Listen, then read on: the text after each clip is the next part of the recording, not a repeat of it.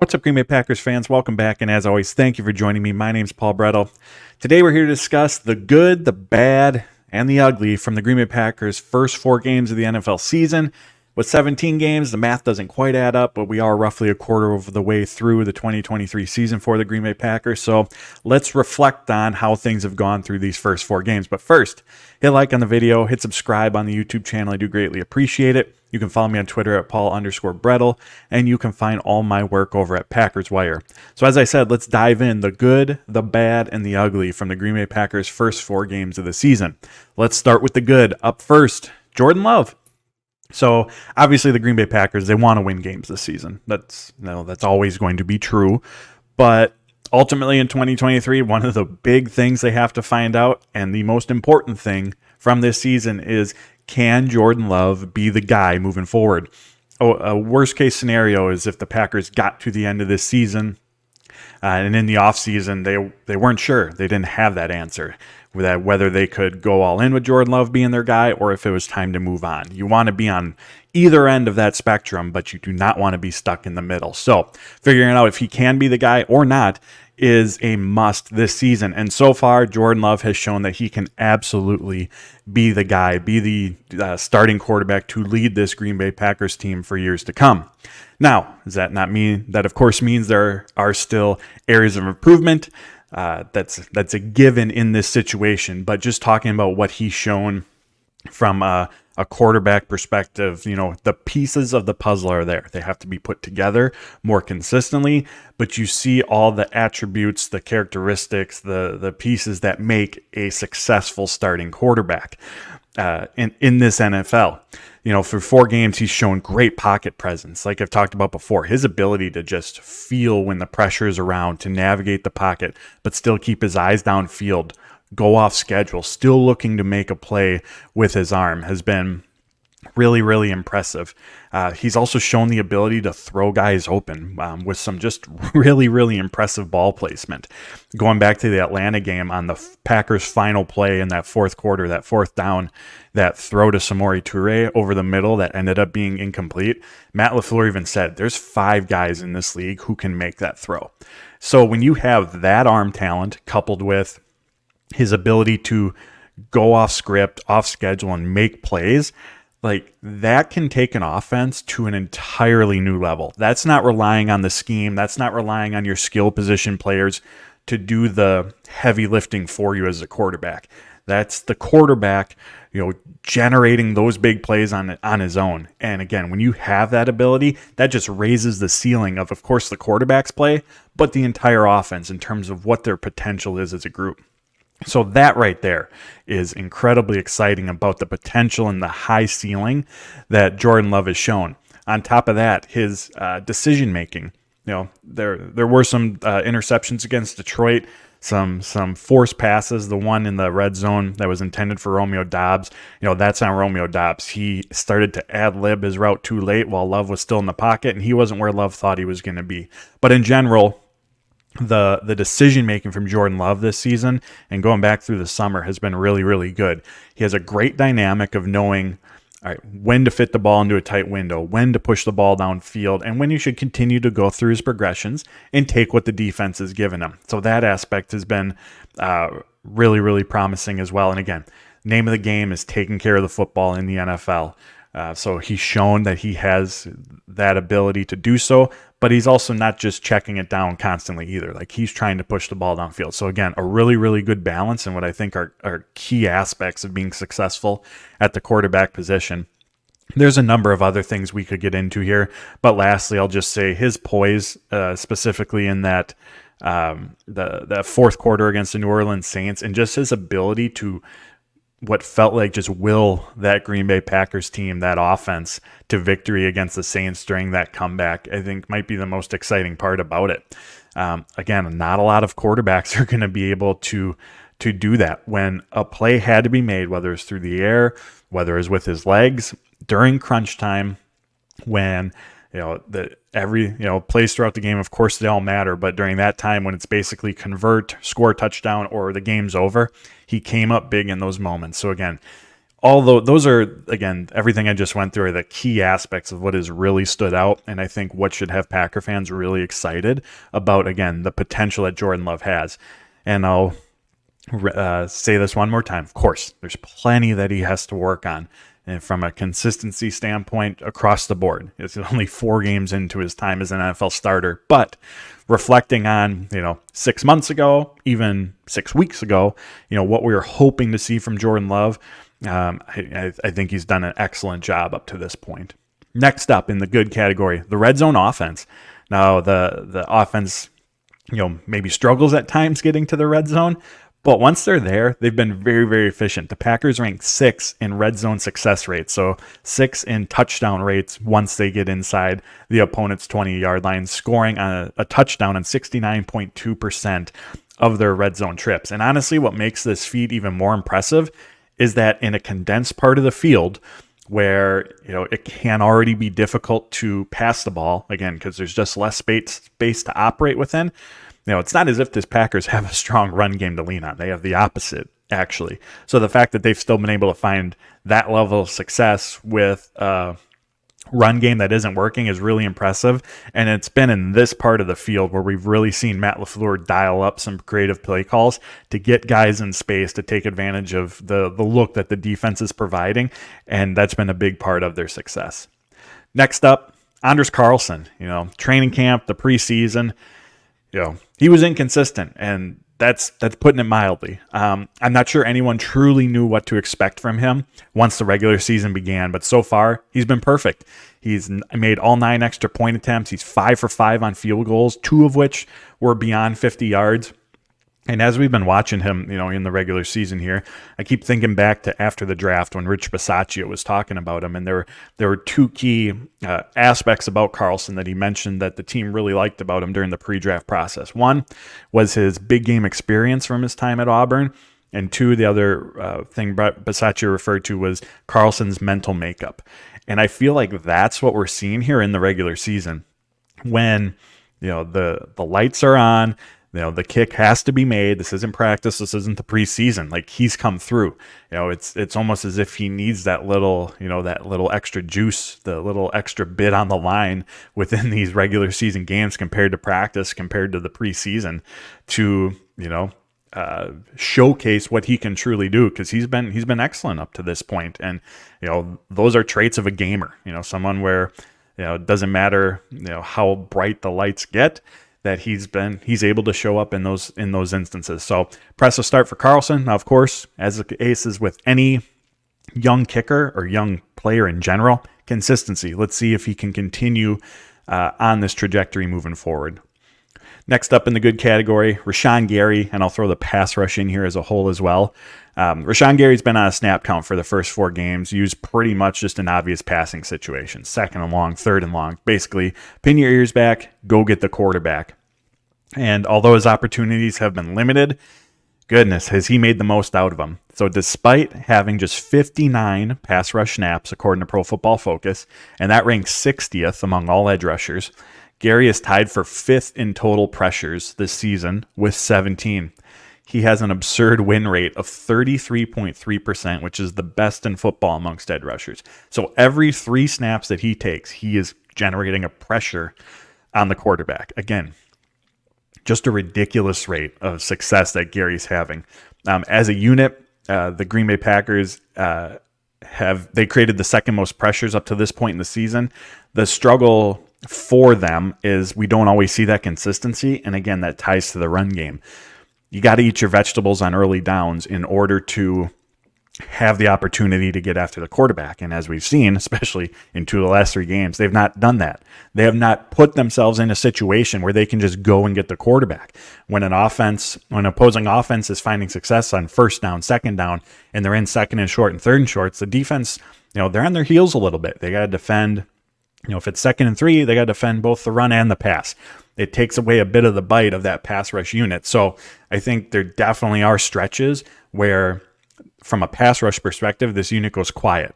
But in part, it's because they're not always in the most advantageous situations to go and get the quarterback.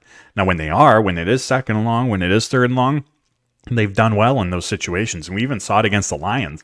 Again, the Lions weren't in those situations very often, but when they were in some obvious passing downs, that's when, the Green Bay Packers were able to get after Jared Goff. So collectively, when given the opportunity, I think this pass rush unit, especially Rashawn Gary, has been exceptional, has done well, but they just got to give themselves more opportunities to do that.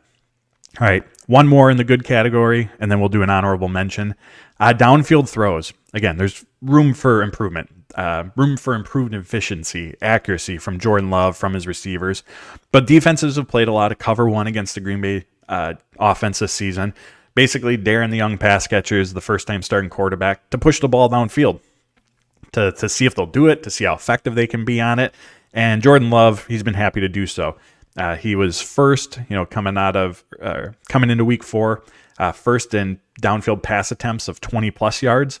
He was first in pass attempts between 10 and 19 yards as well on those intermediate routes. So he's definitely taken advantage of what the defense is at least showing him. Now, I think there's room for more of those shorter throws. Again, to get the guys in space, get some yak opportunity, takes a little bit of the playmaking burden off of Love's shoulders, off of the receiver shoulders, when they have those shorter routes open and hopefully in space where they can pick up those yards after the catch. Again, you got so much speed on this team. Use it to your advantage that way. But again, I love that the willingness that Love has shown. Again, they need to connect on more of them, but the willingness is there. And, that's going to generate some big plays as we've seen. And, they've been able, even when on some incomplete passes, they've been able to draw some defensive pass interference penalties. And a lot of times when this offense does move the ball, it's because of their ability to pick up these big chunk plays in the passing game that gets them going, moves the chains, puts them in good field position, and allows them to get into the red zone, where, again, they've been very good at. So really like the downfield throws, their willingness to take them. And again, just the spark it's provided this offense on numerous occasions this season when they've been able to connect.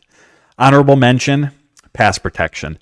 So I went back and forth on this. I couldn't put it strictly in the good category after what happened against the Detroit Lions. Just put it simply, Packers offense line was just bullied. They were bullied, pushed around by the Detroit Lions. And again, that was ultimately the root cause of all the issues that we saw from the Green Bay Packers offense on Thursday. But before that, the 3 games prior, this unit had been really, really good in pass protection. Jordan Love, for the most part through those 3 games, he had all the time in the world that he needed to go through his progressions, to wait for the receiver to come open. And as I talked about earlier, him going through those progressions, not feeling like he has to force the ball, that's a product of the offensive line play. If things get a little bit hairy, the pocket starts to collapse, that's when poor decisions, more inaccurate throws can take place. But because he's had time, he's had the ability to, again, go through progressions, wait for receivers to get open. That provides receivers some additional help. They don't have to necessarily be open right away. Of course, that's what you want, but if they're not, they have that additional second or two to find some space, create some separation for Love to connect with them. So I wanted to give the offensive line in pass protection, not in run, in pass protection, a little bit of a shout out, because 3 of the 4 games were really, really good. Just so happens that 4th game was really, really bad. All right, we're on to the bad category, penalties. Again, through week 4, and these numbers, again, they were factored in before other teams had played their week 4 games on Sunday. So skewed a little bit, but the Packers at the time had the most penalties in football with 31. The next most was 26. So decent chance that they could be in first still in this category, but even if they're not, even if they're second, third, you get the idea. Way too many penalties from this Green Bay Packers team. 10 of them have come on special teams. Matt LaFleur was asked about that on Friday, because they had 4 of them against Detroit just in that one game. And he said that it's an area of concern for them right now. It's something that they absolutely have to improve upon. And the special teams play as a whole has to get better. Beyond the penalties, way too many miscues. Muff punt from Jaden Reed. The kick return unit is not setting the offense up with good field position. They gave up the punt return against the New Orleans Saints. In the Atlanta game, there was the delay of game from the field goal operation that took them out of field goal range. Like, just way too many mistakes from that unit. But again, penalties. On the offensive side of the ball, a number of which have come on the offensive line, false starts, holdings. And this offense is just not consistent enough right now to be put, to have to overcome penalties. They can't be in 1st and 15s, 2nd and 12s, 1st and 20s, depending on the penalty. They just aren't consistent enough to overcome that yardage. And we'll talk about here in a second, but their first down offense has been really bad this season. So again, having to overcome even more yardage due to penalties, it's killing drives, or it's not even giving drives the opportunity to get going. And to a degree, I think with such a young roster, you expect that these lumps, these learning curves from a penalty perspective are going to happen. I don't think that this is terribly surprising given the youth on this team, but we got to start seeing it improve. This is something that has to get better. They're just making their lives, especially on offense, so much more difficult right now because of all the penalties. Next up in the bad category, rookie miscues on offense, specifically the pass catchers. They're either not running the right routes, or they're in the wrong spot. They're not the wrong spot at the wrong time, not making contested catches. There's been drops. Again, you expect to see this with an inexperienced group, but against the Lions game in particular, there were just a lot of mistakes in that regard from, a detail standpoint. I think that's the big thing right now with these young pass catchers, the tight ends and receivers. Again, goes back to inexperience and youth, but the lack of attention to detail at times from where your route's supposed to be, the precision of your route, the detail that goes into it, and are even in running the right route as well. So I think all that just compounds, and some of those missed throws that look like might be on Love. There's been several instances where it's actually on the pass catcher instead. There was that one corner route, I think it was week 1 against the Bears, that Luke Musgrave ran, and Jordan Love, overthrew him. Matt LaFleur said after that was on Musgrave. He did not run the route deep enough. He cut it off too sharply. And again, so he wasn't where Love expected him to be. So as we're watching, especially those intermediate downfield throws that we referenced earlier that the Packers like to take, not all those misses are falling on Love's shoulders. It's on the receivers. It's on the tight ends to be more detailed and refined in their route running and what their responsibilities are on a given play. So again, expected to a degree, but something that we want to see get cleaned up as well. First down offense, already alluded to this, written about it a lot. I'm sure I've talked about it on here a lot as well. Ultimately, this is, if the Packers aren't moving the ball and getting a chunk play, 5, 6, 7 yards and beyond on first down, it almost feels like they're doomed. It almost feels like, oh, here comes the punt in a couple plays. Because when you can't pick up, decent yardage on first down, you're now put in obvious passing situations. And for a young offense, again, we keep going back to it, but such a key part of who this Packers team is, a young offense that's struggling to sometimes execute on what their routes are, a first-time starting quarterback, putting them in obvious passing situations where the defensive front could pin its ears back, where the defense as a whole is able to do the dictating by getting into favorable matchups. Again, that's just more that this offense now has to overcome.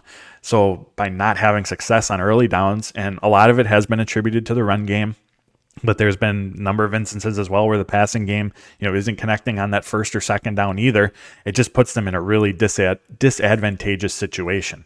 According to Pro Football Reference, the Packers' average distance to go on second downs this season is 7.86 yards. So they're picking up, just on average, a little over 2 yards per first down play.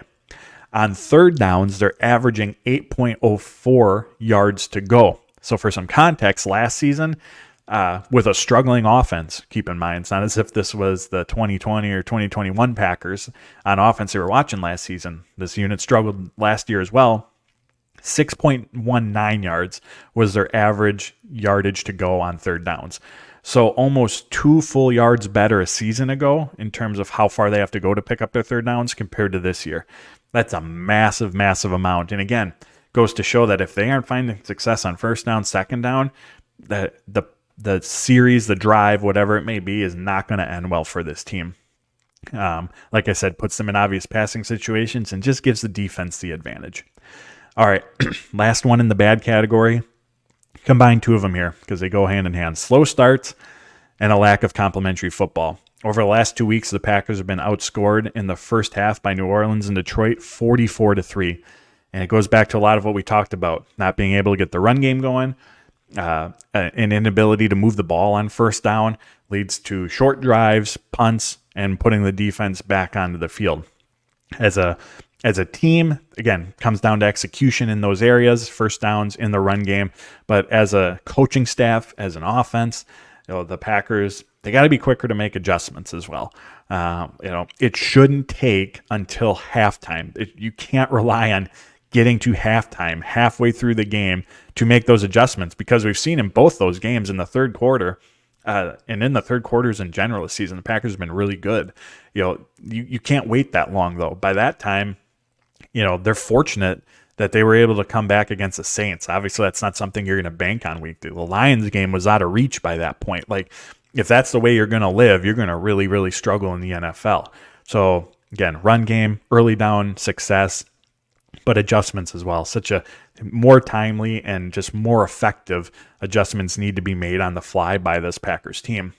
Now, transitioning that to the lack of complementary football, when the offense is on the field for such a short amount of time, that puts an extra burden on the defense. And, this defense is already struggling against the run game. So you have an offense that's, struggling to pick up first downs. You have a defense that's struggling to stop the run. I mean, that's just a disaster for the opponent, dominating the number of plays ran and dominating the time of possession. Two things that we saw in the two games where the Packers gave up 200 rushing yards, Atlanta and Detroit. Ran way more plays than Green Bay, held the ball for way longer. Again, that is not a recipe for success. You're going to win very, very few games if that becomes a norm for you. And the offense's inability to pick up first downs, the defense's inability to get off the field. And I think a prime example of this is that fourth quarter against Atlanta. Packers had the ball, I believe, 3 possessions. They went 3 and out twice, 4 and out on the last one, held the ball for just 3 minutes. So now your defense is on the field for 12 minutes of that quarter. They've been run at constantly throughout the game. I imagine they're a little bit tired, just being put in a more difficult situation to have to stop the run, something that they're already not really doing that well either. And it just compounds itself. The opposing offense puts together a long drive. Defense is on the field for a long time. They put up points. They give the ball back to Green Bay. It's a short time of possession. They punt. The defense is back on the field. Now, haven't had much recovery time. Offense continues to run at them. You can see just how that vicious cycle gets going. And once that gets going, it is really, really difficult to stop and get off of. So Packers have to be better from a complementary football standpoint. The offense and defense just are not gelling right now, and it's making life across this team much, much more difficult. All right, the ugly category. We've alluded to it. The run game just has not been able to get going whatsoever. The Packers are averaging just 3.3 yards per carry through 4 games. That ranks 28th in the NFL. Of course, not having Aaron Jones doesn't help things. Packers have had to rely heavily on A.J. Dillon, who he struggled with his vision. Just doesn't have, of course, the same burst playmaking ability that Jones does.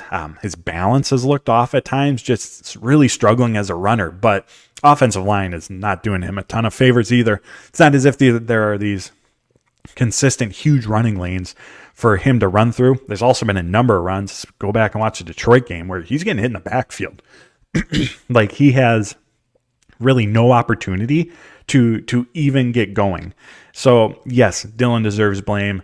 But the offensive line, they've been getting bullied in that capacity. This is a pass blocking. They're set up well to be pass blocking offensive linemen.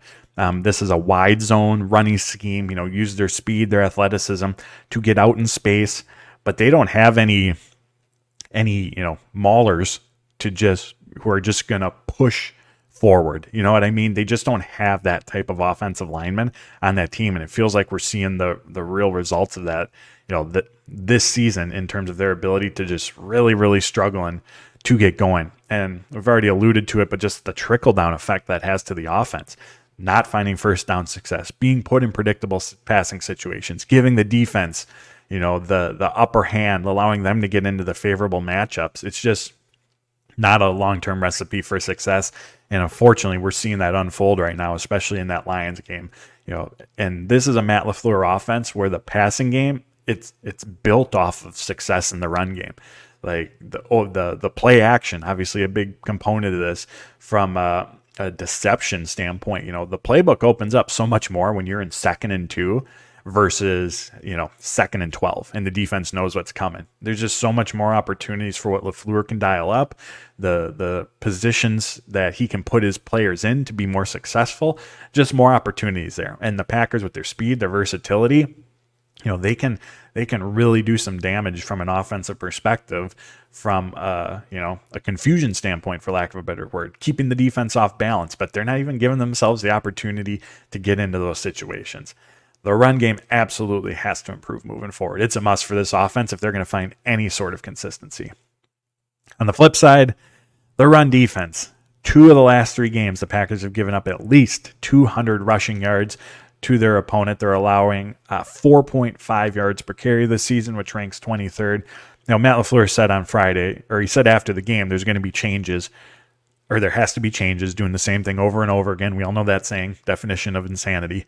But on Friday, he clarified by saying that they're going to look at their philosophy. We all know the Packers like to come out in that shell coverage, a ton of quarters, cover 2, to try to take away the big passing play. But as LaFleur said, they can't be so rigid either. They're going against an Atlanta team that we know wants to run the football. If you read any of my work, watched any of these videos leading up to the Lions game, the Lions want to run the football. That's not surprising whatsoever. I believe they run the ball on about 70% of their first down plays. That's what they want to do. And similarly, the passing game is built off of that run action. They want to establish that aspect. They want to control the game, and have the opportunity to keep the defense off balance. So the fact that, the Falcons came out and ran the ball, the Lions did the same thing, that shouldn't be surprising. Yet the Green Bay Packers are consistently coming out in those, quarters, cover 2 coverages to take away the big passing play. There's just not enough. Just go look at the Lions and Packers game. There's more blockers than there are defenders in the box. That's not a recipe for success. That's going to end poorly just about every time. So Matt LaFleur says that they're really going to look into that. And I mean, at this point, this isn't a new issue. This is something that the Packers have dealt with under Joe Barry since especially last season. But, I think we're all at the point now where we have to see the changes on the field take place consistently before, I think we're going to have any sort of buy-in on, they are making changes. They are doing something different, just because we haven't seen it up to this point. Like I said, this isn't a new issue. And also, the players got to be better as well. Got to be better at getting off blocks. In that Lions game, when a blocker engaged with a Packers defender, they were pretty much out of that play. There was no breaking free. There wasn't much of anything else. So the scheme has to be better. The players have to be better. Pick a coach, pick a player. They have to improve in the run defense because, like I said earlier, it's not allowing the pass rush, the strength of this defense, to be in their most advantageous situations where they can get after the quarterback.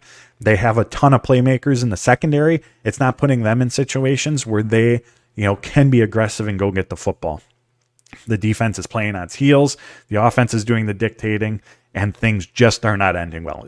The run game, as you can tell from our conversation, has such a massive trickle-down effect to the rest of the game, the rest of the offense, the rest of the defense in terms of how things are played. So just, it's an area the Packers got to improve upon. We'll see if that happens. Lastly, injuries. Packers, it's an unfortunate part of the game, but the Packers have had to navigate a number of key injuries this season. So far, at various times, they've been without Devondre Campbell, Jair Alexander, David Bakhtiari, Aaron Jones, Christian Watson, Elton Jenkins. I mean, for any team not having that much star power on the field at various points, that's a lot to overcome, but especially for a young Packers one.